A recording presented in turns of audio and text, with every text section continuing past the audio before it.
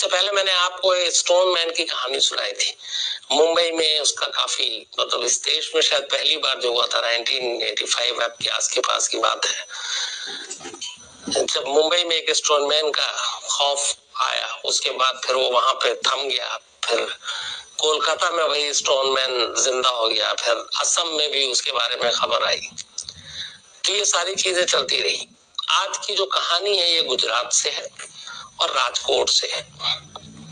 इस पूरी कहानी में कई अजीब चीजें हैं। बात 2016 की है। 2016 में 20 अप्रैल को अचानक राजकोट शहर में एक रेलवे स्टेशन के पास, जिसका शहर के आसपास से थोड़ी सी दूरी के ऊपर था वो, और वहां पे एक शख्स की लाश मिलती है सुबह सुबह। पुलिस पहुंचती है मौके पे, देखती है कि एक शख्स फुटपाथ किनारे बुरी तरह लहूलुहान पड़ा हुआ है और उसके सर को बहुत बेदर्दी से कुचला गया है। पास में एक पत्थर रखा हुआ है, उस पत्थर पे भी खून है और उसको देख के अंदाजा हो गया था कि इस पत्थर से उसका सर कुचला गया।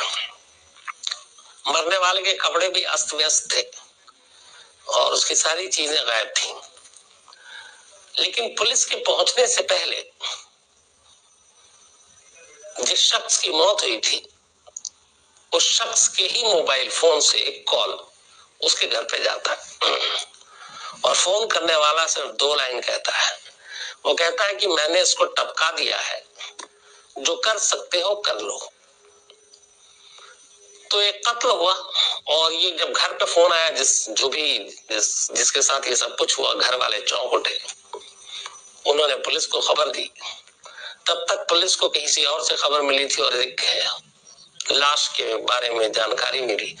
पुलिस वहां पहुंच चुकी थी मौके पे। छानबीन की और कुछ मिला नहीं। उसके पर्स बाकी चीज भी गायब थे, कपड़े अस्त व्यस्त थे। पुलिस ने लाश को पोस्टमार्टम के लिए भेज दिया। फिर घर वालों से पता चला कि उसी के मोबाइल से कॉल आया था जिसकी जान गई थी। तो एक तरह से उस कॉल में चुनौती भी थी पुलिस को भी कि मैंने तो इसको टपका दिया, तुमको जो करना है कर लो। तो ये पुलिस को बात अजीब लगी कि ऐसा कौन सिर धरा है। पुलिस जांच में जुट गई, लेकिन करीब महीना बीत गया, कोई सुराग नहीं मिला। 20 अप्रैल 2016 को ये पहला कत्ल हुआ था। लोगों ने बहुत इसको सीरियसली भी नहीं लिया कि एक आम होगा, किसी से दुश्मनी होगी, कुछ पत्थर से कुचल दिया। लेकिन इसके बाद 23 मई, करीब 1 महीना 3 दिन के बाद, इसी राजकोट में एक सड़क किनारे एक और लाश मिलती है। जब पुलिस पहुंचती है तो उस लाश का भी सर बुरी तरह से कुचला हुआ था किसी वजनी चीज से। कपड़े अस्त व्यस्त थे और उसके आस पास से कपड़ों में से कोई भी ऐसा सामान नहीं मिलता। पर्स से लेके बाकी चीजें गायब थी। पुलिस उस जांच में जुटी हुई थी कि तभी पुलिस को एक दूसरे पुलिस स्टेशन से खबर मिली थी। किसी ने फोन किया कि उनका जो लड़का है उस के मोबाइल से एक फोन आया था सुबह सुबह, और फोन करने वाले ने बड़ी अजीब बात कही थी। उसने सिर्फ 2 लाइन कही कि मैंने इसको टपका दिया है, जो कर सकते हो कर लो। अब जैसे ही पुलिस को ये लाइन पता चली तो अचानक 1 महीना पुराना किस्सा याद आ गया। अब पुलिस को लगा कि ये क्या क्या दोनों कत्ल में सिमिलरिटी है, क्या क्या है। जो पहला कत्ल किया था 20 अप्रैल को, उस शख्स का नाम था सागर मेवाड़, और उसी सागर मेवाड़ के मोबाइल से उसके घर वालों को कॉल किया गया था। 23 मई को जो दूसरा कत्ल किया गया था उस शख्स का नाम था प्रवीण, और प्रवीण को भी सेम उसी तरह मारा गया और उसी के मोबाइल से उसके घर वालों को फोन किया गया। अब इस 23 मई के कत्ल के बाद और फोन की इन दोनों बातों को सुनकर पुलिस के भी कान खड़े हुए। उन्हें लगा कि इस कत्ल में कोई ना कोई आपस में सिमिलरिटी है, लेकिन कत्ल दोनों अलग अलग दिशाओं में हुआ था। पुलिस जांच करती रही, लेकिन इससे पहले कि नतीजे पे पहुंचती, इस दूसरे कत्ल के बाद 3 दिन के बाद 26 मई को इसी राजकोट में एक तीसरी लाश मिलती है। ये भी सड़क किनारे एक शख्स जिसके कपड़े अस्त व्यस्त है, सर किसी वजनी पत्थर से कुचला हुआ है और लाश के पास ही एक बड़ा सा पत्थर भी मिलता है जिस पे खून लगा हुआ है। अब पुलिस जब इसकी जांच कर रही होती है, इसी दौरान फिर एक पुलिस स्टेशन से पता चलता है कि एक घर वालों ने रिपोर्ट लिखाई है कि एक जो उनका बेटा है उसके ही मोबाइल से किसी ने फोन किया और उसने कहा कि मैंने इसको टपका दिया है, तुमको जो करना है कर लो। अब ये सुनते ही राजकोट पुलिस की हाथ पैर फूल जाते हैं, इसलिए कि 3 कत्ल तीनों एक ही तरीके से, और तीनों कत्ल के बाद कोई सीधे फोन करके चुनौती दे रहा है कि मैं तो कत्ल करता जा रहा हूं, तुम जो करना है कर लो। अब इस 3 कत्ल के बाद सिमिलरिटी क्या है, क्या इन तीनों के बीच में कोई रिश्ता है? अब पुलिस उन तीनों के प्रोफाइल खंगालना शुरू करती है, उन तीनों के रिश्तेदारों को खंगालना शुरू करती है, उन तीनों के बारे में छोटी बड़ी हर जानकारी इकट्ठा करती है, लेकिन नाकामी हाथ लगती है। वो इसलिए कि इन तीनों का एक दूसरे से कोई भी कनेक्शन साबित नहीं होता है। मतलब तीनों मरने वाले एक दूसरे को जानते ही नहीं थे, ना उनके फैमिली में कोई उनको जानता था, ना दूर का दोस्त था, ना इनका कोई कॉमन फ्रेंड था जिसके जरिए एक लिंक बनता। तीनों अनजान थे और तीनों के शहर के अलग अलग इलाकों में लाशें मिली थी। तो जब ये लिंक एस्टेब्लिश नहीं हुआ तो फिर पुलिस को लगा कि कोई सिरफिरा हो सकता है। अभी पुलिस इस पूरी मामले की छानबीन कर ही रही थी कि लगभग 5-6 दिन के बाद 2 जून 2016 को वल्लभ भाई नाम के एक और शख्स की लाश मिलती है राजकोट में ही, और सेम उसी हालत में। उसकी भी सर को कुचला गया भारी पत्थर से, लाश के पास पत्थर भी मिला, कपड़े वैसे ही अस्त व्यस्त मिले और सब कुछ गायब। और जैसा कि उम्मीद थी, वल्लभ भाई के घर भी सुबह सुबह फोन आता है और फोन करने वाला वही डायलॉग रिपीट करता है कि मैंने इसको टपका दिया है, तुम्हें जो करना है कर लो। अब इस 4 खून के बाद मीडिया में भी खबरें आई और अचानक राजकोट में अब दहशत फैल गई। लोगों को लगा कत्ल का तरीका कि पहले कत्ल करना, फिर चुनौती देना फोन करके, और उसी के मोबाइल से। ये बड़ी अजीब चीज थी। अब पुलिस ने बाकी जब इन सारे 4 जो मोबाइल कत्ल के बाद जिनसे कॉल किया गया उसके सर्विलांस और सारी चीजों पे लगाया, तो पता चला कि वो मोबाइल तो कातिल अपने साथ ले जाता था, फोन भी करता था एक, लेकिन उसके बाद उन चारों में से 4 मोबाइल दोबारा कभी ऑन नहीं हुआ। एक कॉल के बाद वो फोन बंद हो जाता था और फिर वो फोन चालू नहीं होता था। इसका मतलब है कि कातिल को पता था कि अगर वो फोन ऑन करेगा तो शायद उसका लोकेशन पता चल जाए, पकड़ा जाए इलेक्ट्रॉनिक सर्विलांस के जरिए। तो उसने कभी फोन दोबारा एक कॉल के अलावा उस फोन से कभी उसने कोई कॉल नहीं किया। अब इन 4 कत्ल के बाद पुलिस उलझन में थी, लोगों में अब मीडिया में खबरें आ गई, लोग दहशत में, पुलिस के ऊपर प्रेशर पड़ने लगा।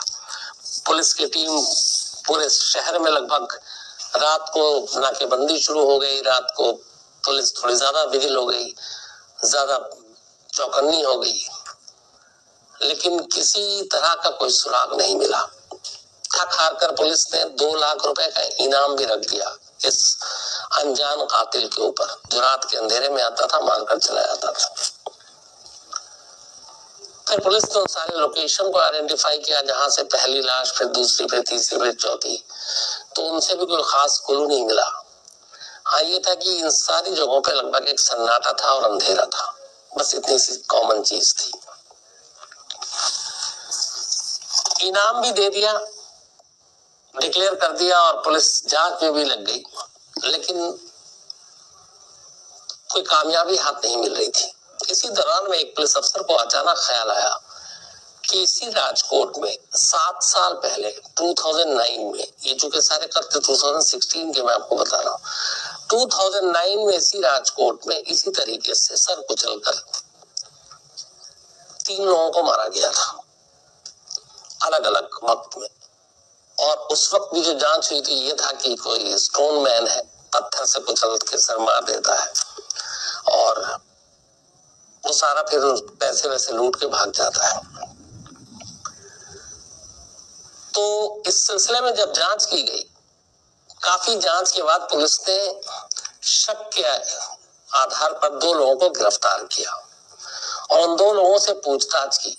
इसके बाद पुलिस का स्टेटमेंट आया 2009 में कि जो दोनों हैं ये सिरफिरे थे और ये इसलिए कत्ल कर रहे थे। इन्होंने पूछताछ में बताया कि कत्ल का रिकॉर्ड बनाना चाहते हैं देश में और एक रिकॉर्ड तोड़ना चाहते हैं। तो पुलिस ने पूछा किसका रिकॉर्ड तोड़ना चाहते हैं, तब इन्होंने कहा राघव रमन का रिकॉर्ड तोड़ना चाहते हैं। और उन्होंने कहीं पढ़ा उसके बारे में अखबार में उस वक्त कि राघव रमन ने इसी तरह मुंबई में सर कुचल कुचल कर करीब 55 लोगों को मारा था और उस वक्त बड़ा उसका खौफ था। तो उन दोनों ने ये पुलिस को कहा, जो कि पुलिस दावा करती है कि वो राघव रमन का रिकॉर्ड तोड़ने के लिए राजकोट आए थे और वहीं पे ये सारा एक एक करके उनको 56 लोगों को मारना था ताकि राघव रमन का रिकॉर्ड तोड़ दे। पुलिस ने उन दोनों को गिरफ्तार किया, चार्जशीट की पेश की, अदालत में गए। लेकिन इन दोनों के इस अखबारिया बयान के अलावा पुलिस कत्ल के मामले में बाकी और कोई लिंक नहीं जोड़ पाई। नतीजा ये हुआ कि निचली अदालत से ये दोनों सबूतों के अभाव में बरी हो गए और इस तरह से 2009 का वो केस अनसुलझा ही रह गया। अब पुलिस को अचानक लगा कि 7 साल बाद कहीं जो 9 में शामिल था वो तो नहीं है।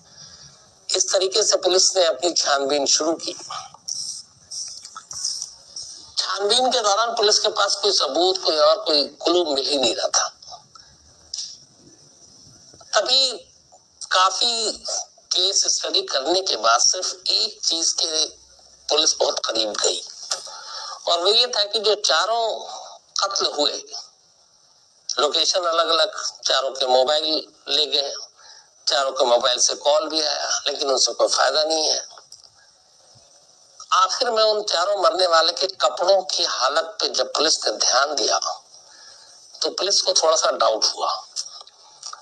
उन सभी के कपड़े कुछ के उतरे हुए थे, कुछ के उतार दिए गए थे। तो पुलिस को ये लगा कि अगर कोई सिरफिरा है, लूटपाट के मकसद से कर रहा है या कोई सनकी है कातिल, तो फिर इनको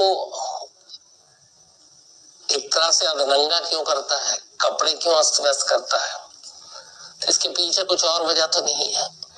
इन चीजों ने पुलिस को थोड़ा सा एक लाइन दिया और इसके बाद पुलिस अब राजकोट में जो समलैंगिक ऐसे कुछ लोग हैं जो रहते हैं, जो गे, उनके पीछे पुलिस ने अपनी जांच को आगे बढ़ाई कि शायद उनसे कोई क्लू मिले, क्योंकि मौका वारदात से जो लाशें मिल रही थी और जिस तरीके से मिल रही थी उसने पुलिस को यह लगा कि इसमें शायद किसी समलैंगिक का हाथ हो सकता है।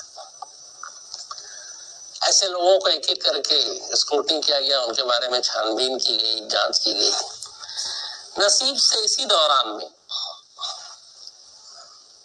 एक और शख्स पे हमला होता है, उसी तरीके से पत्थर से, लेकिन वो शख्स थोड़ा मजबूत था और वो उस हमले में बच जाता है और जो कातिल था वो भाग जाता है। हल्की सी उसने झलक देखी और इस दौरान में जहां पे ये हादसा हुआ, लगभग ये अटेम्प्ट टू मर्डर का मामला था, एक सीसीटीवी कैमरे में वो गुमनाम शख्स थोड़ा सा कैद हो जाता है। तो जो बच गया उस चश्मदीद के हवाले से और जो सीसीटीवी में था उस कैमरे के इमेज के हिसाब से पुलिस ने स्केच तैयार किया। स्केच तैयार करने के बाद अलग अलग जगहों पे पुलिस गई और उसके बाद उसके बारे में अब जानकारी इकट्ठा करना शुरू किया। इस जानकारी का फायदा मिला पुलिस को। एक ऐसे शख्स के बारे में कुछ लोगों ने पहचान की कि वो उसे जानते हैं, वो उसको देखा है और ये राजकोट का ही रहने वाला है, वहां का बाशिंदा है। पुलिस ने अब उसके बारे में और जानकारी इकट्ठी की और इसके बाद उसके पीछे पुलिस लगी, ढूंढा गया। आखिरकार एक खबर पे जामनगर से इस सिरफिरे कातिल को पकड़ा गया। इसका नाम था हितेश, राजकोट में रहता था और जिस घर में रहता था उस घर वालों ने हितेश को घर से बाहर निकाल दिया था। उसकी वजह ये थी उसका समलैंगिक होना, उसका गे होना।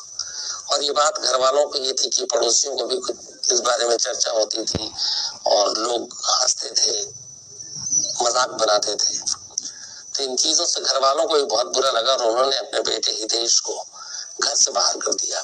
घर से बाहर जाने के बाद हितेश को इस बात का गुस्सा भी था और इसी गुस्से का बदला लेने के लिए फिर उसने कत्ल करना शुरू कर दिया। कत्ल करने के बाद वो कोशिश करता रिश्ता बनाने की उस मरने वाले के साथ, और यही वजह है कि उनके कपड़े अस्त व्यस्त रहते हमेशा। और इस अस्त व्यस्त कपड़े ने ही पुलिस को क्लू दिया उस तक पहुंचने का, और तब जाकर पुलिस हितेश तक पहुंची। हितेश को गिरफ्तार किया गया।